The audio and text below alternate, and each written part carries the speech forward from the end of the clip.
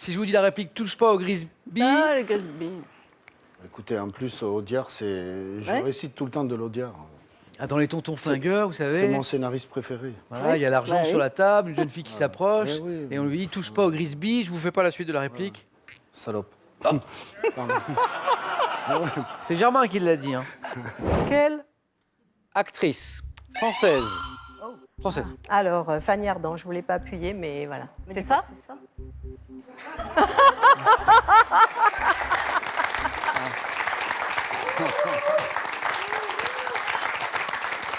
Bon, Il en faut. Il en quand, faut. quand je veux appuyer, j'arrive pas à prendre la main, et là, voilà. Non mais voilà. Alors parfois il faut un peu de chance, mais là c'est. Quelle actrice française, dernière compagne de François Truffaut, incarne une secrétaire dans le film Vivement Dimanche? Oui, c'est Fanny Ardant. Alors là, Voilà. bien joué. Quel est ce terme formé à partir du grec zoon, signifiant être vivant, qui désigne la branche de la biologie ayant pour objet l'étude des animaux? Gaël. La zoophilie. Dites rien, dites rien. La zoologie. Oui.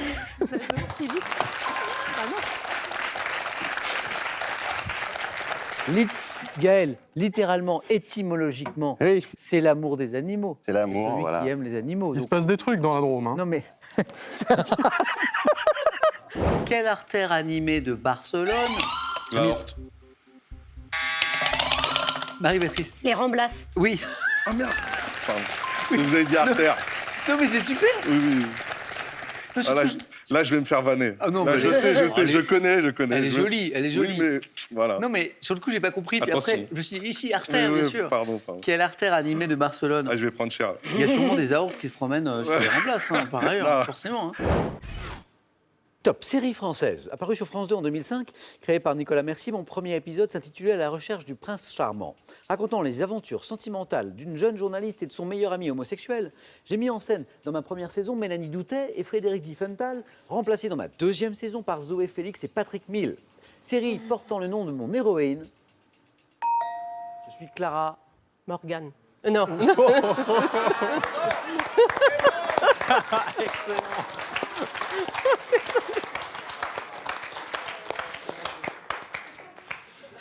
Désolée. Jeanne, faut qu'on fasse un spectacle tous les deux. Parce, parce qu'on n'a même pas besoin d'écrire les dialogues. C'est formidable. Donc, non, ce n'est pas, pas tout à fait la même Clara. Non, je sais. Clara Scheller. J'ai l'air, oui. Non, oui. En poésie. Quelle... Oh, je me suis trompée. Essayez, tentez quelque chose. Amy Stich. Non. Si. Oh ah non, alors là. Ah non, ah non. Marie-Jeanne. Mais c'est impossible. Bah, Oh, c'est formidable. c'est j'aime la formidable. poésie. Ah oui, et la poésie vous le rend bien. Oui. Alors, top, le titre d'une chanteuse sortie en 2011, nommée en 2012 chanson internationale de l'année aux Energy Music Awards. J'ai été accompagné d'un clip tourné à Paris dans lequel mon interprète marchait le long des quais. Chanté avec une voix poignante sur l'album intitulé 21, je parle de l'amour qui persiste malgré tout après une rupture. Chanson d'Adèle, dont le titre Rolling in the Deep. La main passe. Top, dont le titre signifie en français quelqu'un comme toi. Quelqu'un comme toi. Somebody like me. La main Merde. passe. Top, Héloïse. Someone like you. Someone like you est une bonne réponse.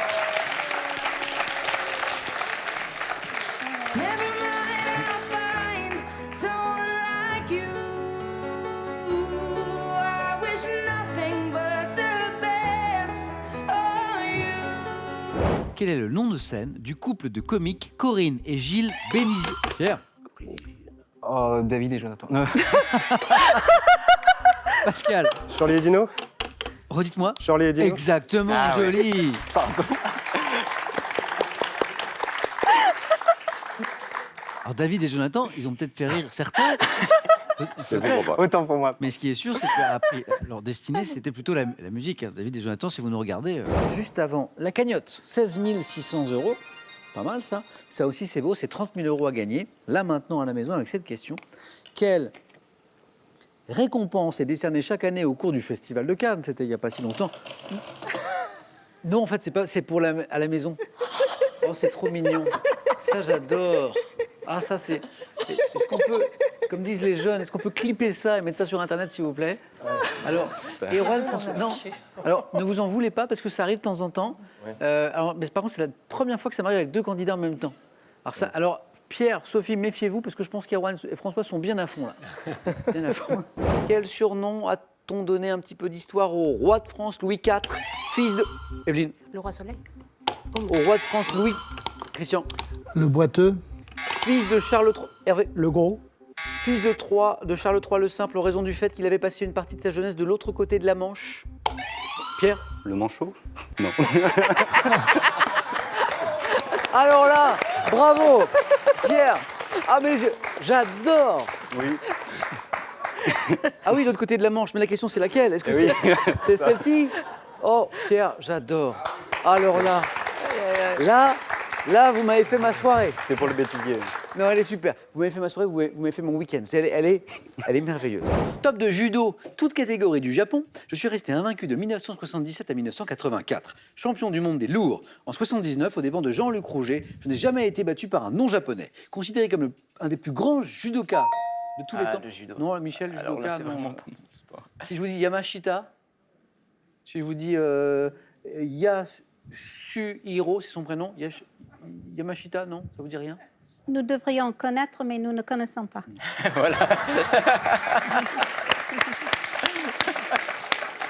Mais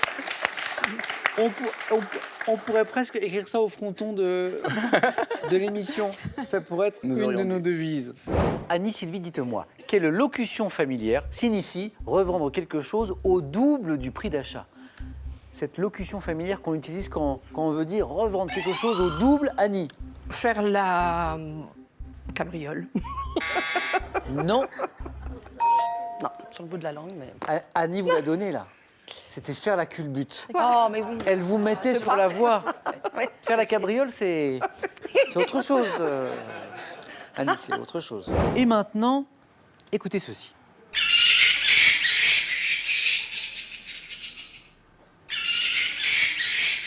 Étrange, n'est-ce pas? Alors, vous venez d'entendre ici quoi? Eh bien, les cris poussés par un mammifère volant. La truie? Un mammifère volant. Volant, j'ai pas entendu. Gaëtan, de l'ordre du chiroptère. Déborah. La chauve-souris. Oui, c'est ça.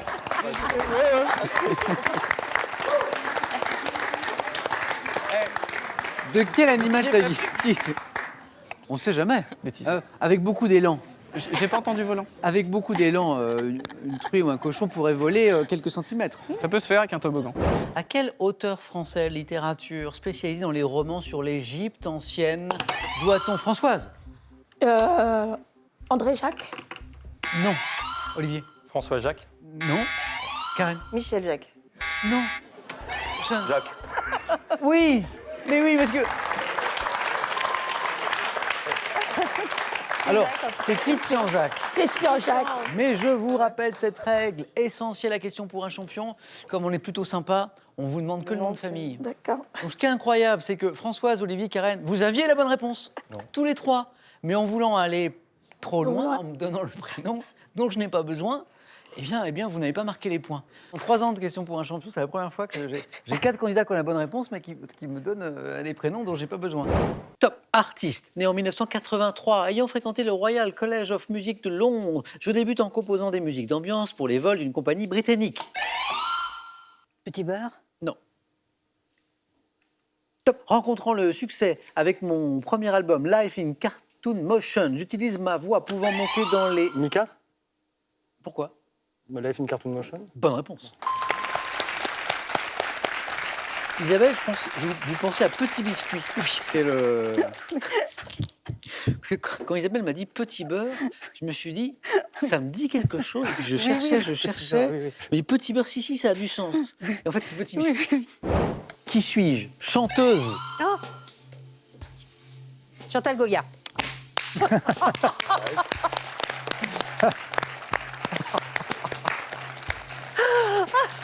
Il n'y avait pas de chanteuse qui s'appelait Le Lièvre. Catherine, je vous fais pas de bisous, mais je vous fais un check parce qu'on est encore en crise sanitaire.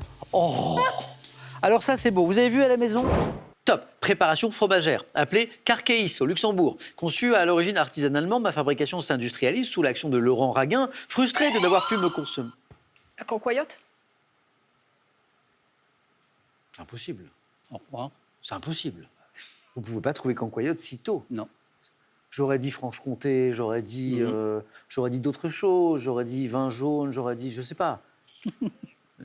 Marine, imaginons que ce soit Cancoyote. Imaginons. Qu'est-ce qui vous donne Cancoyote là, si tôt? L'allusion au Luxembourg, en fait, je connaissais pas la Cancoyote jusqu'à ce que j'ai l'occasion d'aller à Belfort et de goûter. Et, voilà, forcément, j'ai pensé à ça. Et vous connaissiez le nom en fait de la Cancoyote au Luxembourg? Ah non, mais comment vous dire, c'est le seul fromage qui me fait penser à l'est de la France, en fait. Il y en a d'autres, hein, mais je veux vexer personne, mais celui-là, c'est le premier qui m'est venu à l'esprit. T'as ni que dire. Bah bravo. Bah oui, c'est ça. En gymnastique, un peu de sport, en gymnastique rythmique. Avec quel accessoire long et léger, Benoît? Le turban. Le ruban. Pas le turban, le ruban, oui, la langue, Benoît. À fourcher. Mais c'est très joli avec un turban. C'est affreux parce que je pense que Benoît me dit le turban en pensant ruban, bien sûr, et je le vois dans vos yeux. Tout à fait. J'étais sûr de moi. Hein. Donc long et léger, vous savez, je ne sais pas si je le fais très bien, il doit rester en mouvement. Les gymnastes réalisent des figures dans l'espace, le ruban. Écoutez ceci d'abord.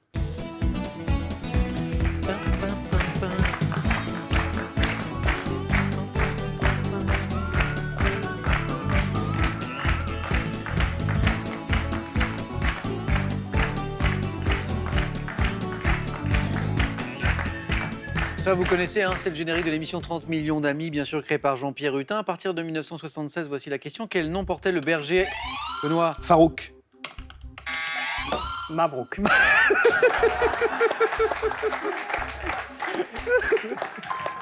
Le turban. Mais alors, Benoît, Farouk. qu'est-ce qui vous arrive? Je suis dans le turban. Parce que si vous avez les bonnes réponses, mais que vous me les donnez dans le désordre, Mais oui, non, ça mais- marche plus. On n'est pas aux chiffres et aux lettres, là, où il faut remettre les... En 1675 maintenant, quel maréchal de France met en fuite l'ennemi à Turckheim à l'issue d'une audacieuse campagne menée en plein hiver? 1675, Garneau. Le maréchal Ferrand.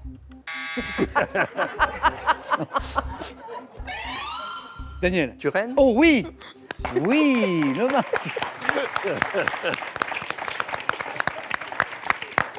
Et moi, je cherchais dans mes vagues connaissances historiques Maréchal Ferrand. Non, ça n'est pas ça. Et puis j'ai compris. Bravo, Daniel. Quelle sauce piquante anglaise composée de vinaigre de... Maryse. Pickle? Non. De vinaigre de Malte, de mélasse Pascal. Piccadilly. Non. De sucre, d'essence d'anchois et d'épices relève notamment les steaks tartares. Cette sauce. Je l'ai plus. Brice. Jean-Michel Jarre. Elle est très bonne, cette sauce. Je l'aime beaucoup aussi. Mais ça n'est pas celle-là. Worcester. C'est là. Worcester. Worcestershire. Worcestershire. Ça, c'est fait. Moi, j'ai du mal à le prononcer, donc j'espérais que vous alliez la trouver. Non, je l'ai pas. Mais je me suis bien entraîné. Vous la mettez avec quoi, cette sauce Jean-Michel Jarre? Oui, c'est pas Beaucoup d'oxygène. Oh, joli. Comment appelle-t-on les habitants de Dubaï? François. Les doubistes. Florence, Yann. Tentez quelque chose. Dubaï, Dubaïette. Dubaïou. Dubaïote. c'est fini? Eh oui, c'est fini. Qui m'a dit les Dubaïotes? C'est lui. C'est moi, mais en plus, c'est après les doubistes. J'ai eu peur que vous me dites les Doubichou de Sofia ou Dieu sait quoi encore. Top. Récit autobiographique, publié en 58 à Paris. Je dépeins sans indulgence les travers de mon auteur et évoque sans attendrissement ses souvenirs d'enfants et d'adolescents. L'étranger. Non, pas... Non.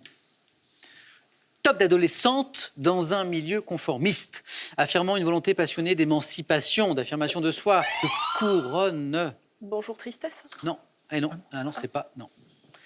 Top que couronne sa rencontre avec Sartre. Je suis le premier tome des mémoires de Simone de Beauvoir, publié 9 ans après le deuxième sexe. Le troisième sexe. Non, ça c'est une chanson d'Indochine. Ah, exact. Top. Mémoire d'une jeune fille rangée. Bonne réponse. J'ai hésité entre les deux.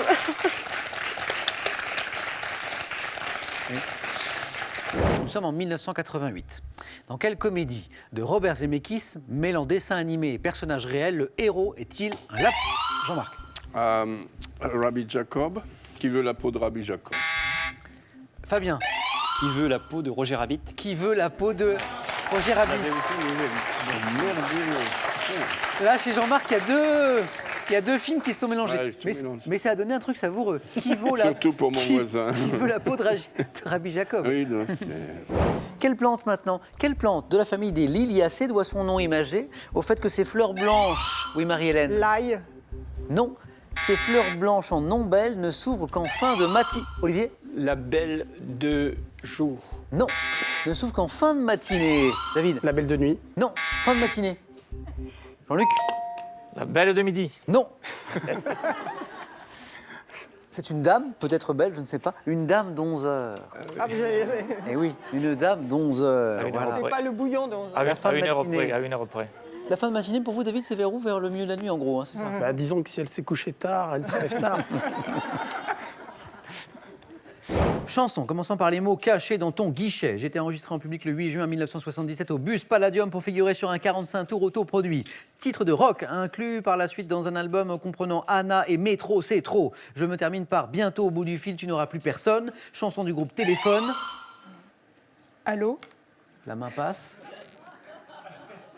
Top, désigné par le nom d'une plaque transparente perforée, équipant les guichets administratifs. Plaque transparente perforée. Hygiaphone. C'était? La plaque, c'est hygiaphone. Et c'est le titre aussi de la chanson. Hygiaphone. Écoutez, écoutez.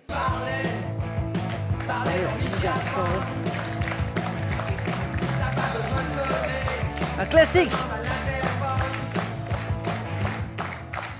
Est-il vrai, alors ça c'est assez étonnant, Alexandre, que vous avez organisé un jour, l'avez-vous fait à la maison ça une fois, un rendez-vous galant pour 2 araignées? Oui. C'est vous qui avez organisé ça? Voilà. Je veux bien que vous me racontiez ça. Bah, c'était également dans un de mes anciens emplois de nuit dans l'hôtellerie. Ok. J'ai repéré deux araignées de la même espèce, mâle et femelle. Et bon, je me suis dit, elles aimeraient bien se rencontrer peut-être. Et je les ai mises ensemble. Et j'ai vu le mâle faire une parade autour de la femelle. Donc ça a marché, mais bon, après la femelle n'était pas intéressée. Ah, donc c'est pas allé à son... Non, le pauvre. Et comment vous avez repéré, alors vous, qu'il y avait un mâle et une femelle de la même espèce d'araignée? Pour vous, c'est évident, mais... Oh, c'est que c'est une espèce d'araignée sauteuse qui a plusieurs petites couleurs. Et d'où? Bah, j'en ai vu plusieurs, alors j'ai supposé qu'une un peu moins colorée, c'était la femelle, donc bien joué. J'ai essayé. Bon, alors vous avez des araignées à la maison, vous voulez les marier, vous appelez Alexandre. C'est vrai, alors c'est vraiment l'amour est dans le pré, là, hein. C'est vraiment, on y est.